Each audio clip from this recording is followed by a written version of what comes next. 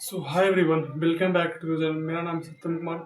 आज की इस वीडियो में हम लोग बात करने वाले हैं class 9th math chapter circle का थ्योरम नंबर 9 10 को। ठीक है। इससे पहले आज है रक्षाबंधन, तो आप सभी को मेरी तरफ से रक्षाबंधन की हार्दिक शुभकामनाएं। स्पेशल जो मेरी प्यारी बहनें लोग देख रही हैं, जो क्लास सॉरी जो हमारे बहनें लोग जो है जो भी मुझे देख रहे हैं, उन सबको रक्षाबंधन की हार्दिक शुभकामनाएं। ठीक है। तो चलिए बिना किसी देर को स्टार्ट करते हैं थ्योरम नंबर 10 को और इसको समझते हैं। देखो, थ्योरम नंबर 10 जो है थोड़ा सा कॉम्प्लेक्स है, थोड़ा सा हार्ड हो सकता है, शायद आपको समझ में ना आ सके। लेकिन मैं यहाँ पर पूरा कोशिश कर रहा हूँ कि मैं आपको बहुत ही इजी लैंग्वेज आपको समझाऊँ ताकि आपको समझ में आ जाए। ठीक है। तो इसको थ्योरम नंबर 10 क्या कहता है, बोलता है कि if a line segment joining two points. देखो, जब भी क्वेश्चन रहे या फिर जब भी कोई बहुत बड़ा चीज रहे, तो उसको एक लाइन करके पढ़ना है। ठीक है। इक्वलिंग को ऐसा नहीं कि पूरा पढ़ लिया कुछ समझ में आया नहीं, एक एक लाइन करके पढ़ते हैं। क्या बोल रहे हैं, if a line segment joining two points. ये बस यहाँ तक पढ़ते हैं कि एक लाइन सेगमेंट है जो कि दो पॉइंट से ज्वाइन करके बन रहा है। फर्स्ट पॉइंट है, सेकंड पॉइंट है, ये भी नाम दे देते हैं। तो दो पॉइंट को ज्वाइन करके एक लाइन सेगमेंट बन रहा है। ठीक है, आगे पढ़ते हैं। Subtend equal angle at two other points. ठीक है, कि दो किसी अलग पॉइंट पे इक्वल एंगल सबटेंड कर रहा है, lies same side of the point, और ये पॉइंट के सेम साइड में लाइज कर रहा है। मतलब कि ऊपर से देखें तो या फिर नीचे से देखें तो दोनों पॉइंट जो है वो सेम साइड में है, या तो ऊपर या फिर नीचे। लेकिन हम ऊपर लेते हैं तो दोनों पॉइंट्स ऊपर ही हैं। ठीक है। तो नीचे लेंगे तो दो पॉइंट नीचे रहेगा। ठीक है, तो हम ऊपर ही लेते हैं, नीचे फर्स्ट से। तो हम ये पॉइंट लेंगे, लेट सी, और इसको डी बोलते हैं। ठीक है। तो ये लाइन सेगमेंट जो इस पॉइंट पर एंगल से प्रिंट करेगा, ये लाइन सेगमेंट जो इस पॉइंट पर एंगल से प्रिंट करेगा, इस पॉइंट पर जो एंगल से प्रिंट करेगा। If line segment joining two points separate equal angles, क्या कैसा एंगल होना चाहिए, एंगल्स इक्वल होना चाहिए। कि ए बी लाइन सेगमेंट जो है पॉइंट सी पर जो एंगल से प्रिंट करेगा, वही एंगल पॉइंट डी पर भी एंगल से प्रिंट करेगा। मतलब कि अगर ये एक्स है तो ये भी क्या हो जाएगा, एक्स हो जाएगा।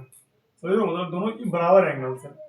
क्या बोल रहा है कि अगर ऐसा है, ये गिवन है हमें कि ऐसा है, तो आप प्रूफ करो कि द फोर पॉइंट्स आर कौन साइक्लिक, कि चारों पॉइंट्स जो है वो कौन साइक्लिक है। कौन साइक्लिक कहने का मतलब कि सर्कल के ऊपर लाइज करते हैं। ठीक है, हमें प्रूफ करना है कि ये चारों पॉइंट जो है वो सर्कल के ऊपर लाइज करता है, ये हमें प्रूफ करना है। ठीक है, ऐसा प्रूफ करना है कि चारों पॉइंट जो है वो सर्कल के ऊपर लाइज कर रहा है। ठीक है, ऐसा हमें प्रूफ करना है। देखो, तो इस चीज को प्रूव करने से पहले आपको एक छोटा सा कॉन्सेप्ट मैं बताता हूँ जो आपको पता होना चाहिए। कॉन्सेप्ट क्या है कि अगर मैं आपसे पूछूं कि किसी भी एक पॉइंट से हम कितना सर्कल ड्रा कर सकते हैं, चलो करके देखते हैं। एक सर्कल ये हो गया, सॉरी एक सर्कल ये हो जाएगा, एक सर्कल ये हो गया, एक सर्कल ये हो गया, एक सर्कल ये हो गया। तो कहने का मतलब है कि एक पॉइंट से हम बहुत सारे इनफाइनाइट नंबर ऑफ सर्कल को ड्रॉ कर सकते हैं। ठीक है, ये पता चलेगा। ठीक है, किसी भी एक पॉइंट से हम बहुत सारे सर्कल को ड्रॉ कर सकते हैं। अगर मैं आपसे पूछूं कि दो पॉइंट से हम कितना सर्कल ड्रॉ कर सकते हैं, तो ड्रॉ करके देखते हैं। एक सर्कल, दो सर्कल, तीन सर्कल, चार सर्कल। मतलब इससे भी किस मतलब कि हम दो पॉइंट से भी अब infinite number of circle draw कर सकते हैं। ठीक है, अगर मैं आपसे कहूँ कि जो तीन पॉइंट से देखते हैं, तो अगर मैं आपसे पूछूं तीन कॉलिनियर पॉइंट से, कॉलिनियर कहने का मतलब, कॉलिनियर कहने का मतलब कि वो तीनों पॉइंट एक ही लाइन के ऊपर लाइज कर रहे हैं। ठीक है, तो अगर मैं आपसे पूछूं कि तीन अगर कॉलिनियर पॉइंट है, तो तीनों एक लाइन के ऊपर लाइज कर रहे हैं, तो अगर तीन कॉलिनियर पॉइंट्स है तो उनसे कितना सर्कल ड्रॉ हो सकता है, तो करके देखते हैं। हो गई नहीं, वही तो मतलब सर्कल ड्रा कैसे कर दोगे आपने, तीनों पॉइंट से पार होना चाहिए। कैसे, ऐसे सर्कल हुआ ही नहीं। ठीक है, कहने का मतलब कि अगर हम तीन कॉलिनियर पॉइंट से सर्कल ड्रॉ करना चाहे तो हम एक भी सर्कल ड्रॉ नहीं कर सकते हैं। ठीक है, ये तीन कॉलिनियर पॉइंट से हुआ। अगर मैं आपसे पूछूं कि तीन नॉन कॉलिनियर पॉइंट से मैं कितना सर्कल ड्रॉ कर सकता हूँ।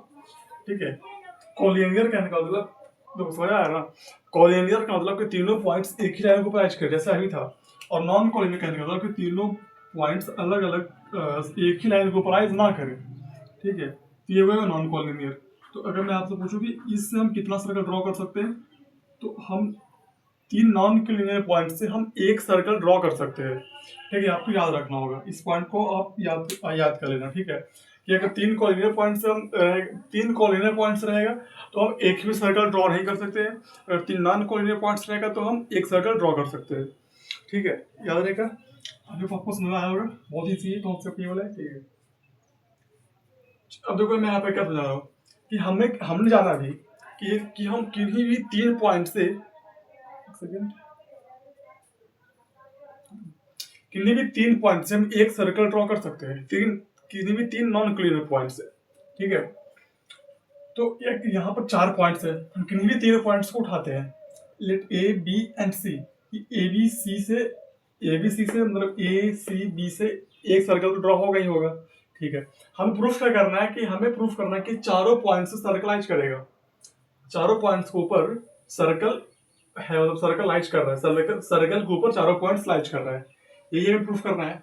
देखो इसको कैसे प्रूफ करेंगे, इसको हम मान लेते हैं कि, ठीक है, हमें प्रूफ करना है कि चारों पॉइंट्स को लाइज करेगा, तो इसको हम मान लेते हैं कि चारों पॉइंट्स को लाइज नहीं करेगा, ठीक है। अब देखो लास्ट तक देखो, आपको समझ आ जाएगा कि हम मान लेते हैं कि ये पॉइंट डी जो है वो सर्कल के ऊपर है नहीं, उसको इधर ले लेते हैं, ठीक है।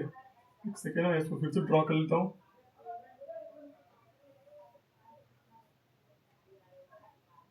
ठीक है। ये पॉइंट डी हो गया, पॉइंट डी यहाँ पर है, तो यहाँ पर सर्कल को इंटरसेक्ट करा, तो यहाँ पर एक पॉइंट पी लेते हैं, ठीक है। ये यहाँ से ज्वाइन की, इसको यहाँ पर से ज्वाइन कर देते हैं, ठीक। अब मुझे ध्यान से बताओगे कि ए भी एक कॉर्ड है, ठीक है। हमने हमें प्रूफ करना था, फिर से हमें प्रूफ करना था कि सर्कल के ऊपर चारों पॉइंट स्लाइज करेगा, तो हमने ऐसा माना कि भाई देखो, हम मानते हैं पहले कि सर्कल के ऊपर तीन पॉइंट से एक सर्कल बना है, तो ये पॉइंट डी जो है वो सर्कल को ऊपर करेगा ही नहीं, ठीक है। तो ये सर्कल यहाँ पर इंटरसेक्ट कर रहा था इस पॉइंट को, तो इस पॉइंट को हमने पी मान लिया, ये एक्स था तो ये भी एक्स था, ठीक है। तो हमने माना कि ये डी जो है वो सर्कल के ऊपर है ही नहीं, थोड़ी देर के लिए मान लिया, ऐसा हमने मान लिया खुद से, ठीक है। बट हमें प्रूफ करना है, ध्यान से रखना, हमें प्रूफ करना है कि डी जो है सर्कल के ऊपर ही लाइज करना चाहिए, लेकिन हमने माना क्या कि डी नहीं लाइज करेगा, ठीक है। सर्कल के ऊपर पी के ऊपर पॉइंट्स पी के ऊपर लेट कर लेते हैं, पी के ऊपर इंटरसेक्ट कर रहे हैं, ठीक है। तो अब मुझे ध्यान से बताओगे कि ये कॉर्ड है, ए भी एक कॉर्ड है, एक सर्कल से प्रिंट कर रहा है पॉइंट सी को, एक कुछ ही बोल रहा है, सर्कल से प्रिंट कर रहा है, एक एंगल से प्रिंट कर रहा है पॉइंट सी के ऊपर, और यही कॉर्ड पॉइंट पी के ऊपर भी एक एंगल से प्रिंट कर रहा है, तो क्या दोनों बराबर होंगे। यहाँ से थ्योरम नंबर 9, इसके पहले वाला थ्योरम जो मैंने कल पढ़ा था कि angle in the same segment are equal, कि जो सेम सेगमेंट में एंगल होते हैं वो इक्वल होते हैं, तो ये भी एक्स है तो ये भी क्या हो जाएगा, एक्स हो जाएगा, ठीक, ये भी एक्स हो जाएगा, ठीक है। बस अभी तक हमने जो भी करा है इसको मैं यहाँ पे लिखता हूँ, ठीक है। सबसे पहले हम गिवन लिखेंगे, तो हमें गिवन क्या है वो देखते हैं। तो गिवन है कि ऐसे लिख लेते हैं ना, A C B is equal to x, ऐसे लिख लेते हैं, ए सी बी और ए डी बी ये हमें गिवन था, A D B is equal to X हमें गिवन था, ठीक है। प्रूफ क्या करना था, हमें प्रूफ करना था कि point A B B C circle के ऊपर लाइज करेगा, 4 पॉइंट्स और कोसाइक्लिक, तो A B D C are concyclic, ये सर्कल को ओवरलाइज करेगा। हमने कंस्ट्रक्शन करा क्या, ये हमने बी पी को ज्वाइन कर दिया, ज्वाइन पी पी, ठीक है। तो हम प्रूफ के ऊपर आ रहे हैं, तो अब ध्यान से देखो, हमारे पास क्या है, हमें गिवन है angle A C B is equal to angle A D B is equal to X, हमें गिवन है कि एंगल ए सी बी भी एक्स है और एंगल ए डी बी भी क्या है, ए डी बी भी हाँ एक्स है, ठीक है। बहुत बहुत बढ़िया, आपको समझ आ रहा है, ठीक है।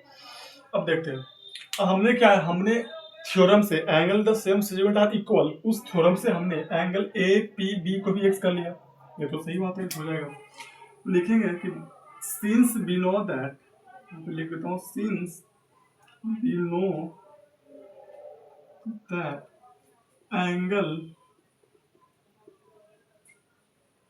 in the same segment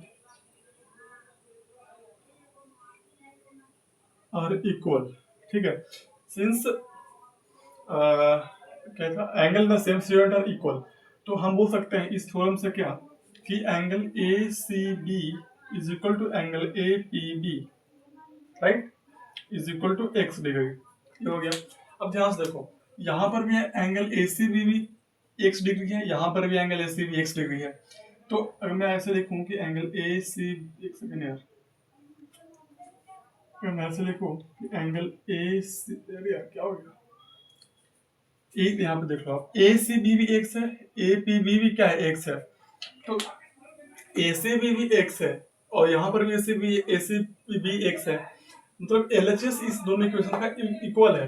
तो क्या मैं लिख सकता हूँ कि angle A D B is equal to angle A P B, ध्यान से देखना जो मैं यहाँ पे लिख रहा हूँ, angle A D B is equal to angle A P B, बताओ क्या हम लिख सकते हैं, इज इक्वल टू एक्स, जल्दी बताओ, सॉरी आप तो बता तो पाओगे नहीं ना, मुझे अच्छा फिलहाल तक मैं लाइव पढ़ा रहा हूँ, ठीक है, A C B is equal to x है, ए डी बी भी अपना एक्स था पहले से, और ए सी बी वापस से एक्स है, और ए पी भी एक्स है। अब ध्यान से ए डी बी कुछ देर के लिए बोल जाओ, ए सी बी एक्स है, ए पी भी एक्स है, तो क्या मैं ए डी बी एक्स है, sorry A D B X है और ए सी भी एक्स है, तब सब एक्स है, देख लो ए भी एक्स है, ए भी एक्स, ए भी एक्स है, तो क्या इसको सुधार कर सकते हैं, बिल्कुल कर सकते हैं, तो हमने वही लिख दिया, A D B is equal to angle A P B is equal to X degree.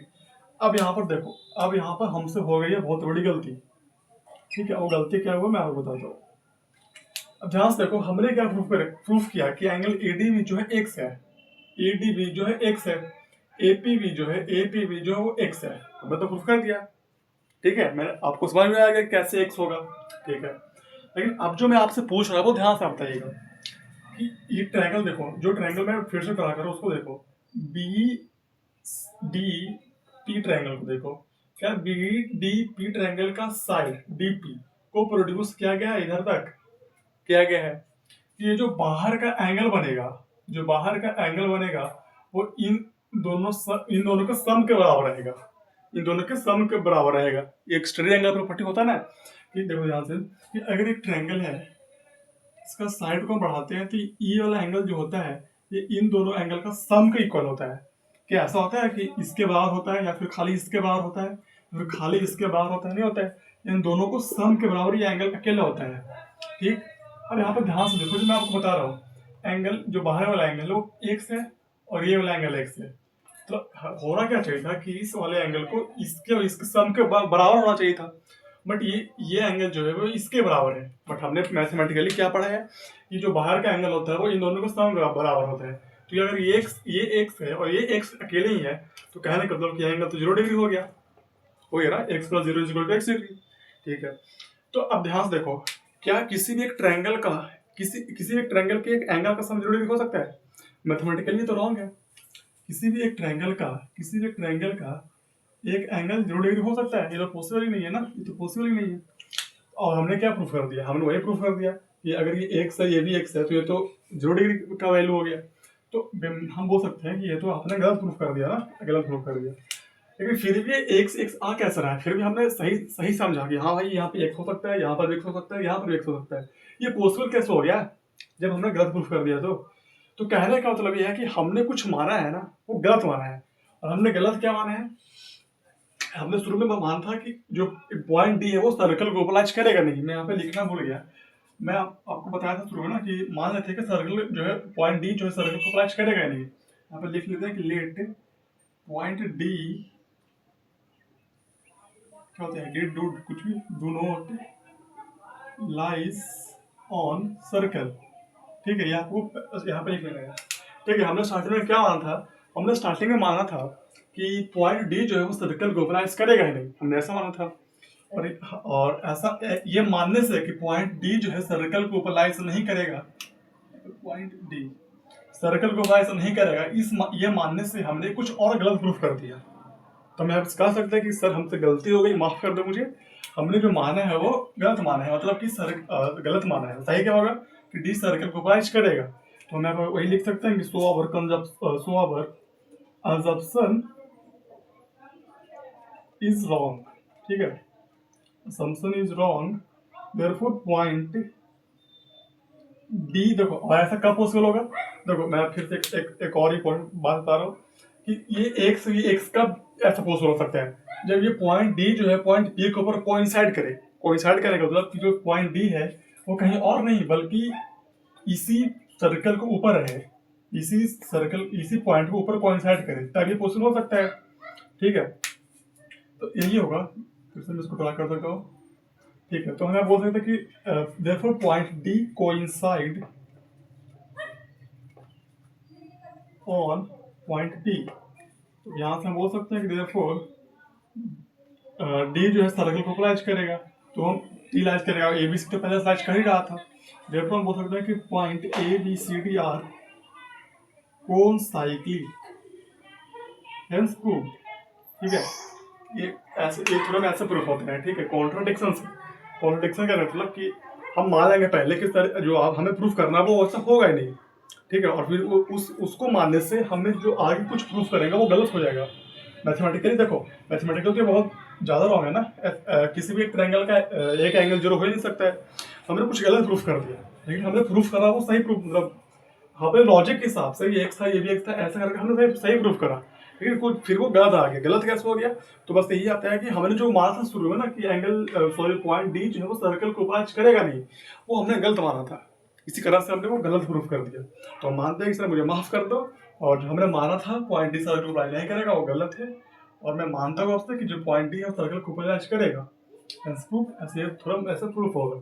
और बोल सकते हैं यहाँ पर से कि if a line is joining two points obtain equal angles at two other points, मतलब कोई भी एक लाइन सेगमेंट है जो कि दो पॉइंट ज्वाइन करके बन रहा है, और वो लाइन सेगमेंट किसी भी दो अलग पॉइंट के ऊपर एंगल जो सबटेंड करेगा वो बराबर होंगे, तो बस चारों पॉइंट कौन साइक्लिक होगा। ठीक है, अब इसको हम यहाँ पर कर सकते हैं, यहाँ पर पॉइंट डी कर सकते हैं। ठीक है, कि सब लाइज करेगा। ठीक, ठीक है, तो आई होप आपको एक थ्योरम समझ में आया होगा। बहुत थोड़ा सा कॉम्प्लेक्स थ्योरम था। ठीक है, जल्दी समझ में आता है कि आप अगर आपको समझ में आया तो बहुत अच्छी बात है, नहीं समझ में आ रहा है तो एक दो बार आप उसको बैक करके देख सकते हो। ठीक है, और अगर आपको पसंद आया हो, जब समझ में आया हो तो अपने दोस्तों को शायद शेयर कीजिए, अपने दोस्तों लोगों को भी बताइए। ठीक है, तो देखिए मिलते हैं अगले थ्योरम में, अगले वीडियो में अगले थ्योरम के साथ। तब तक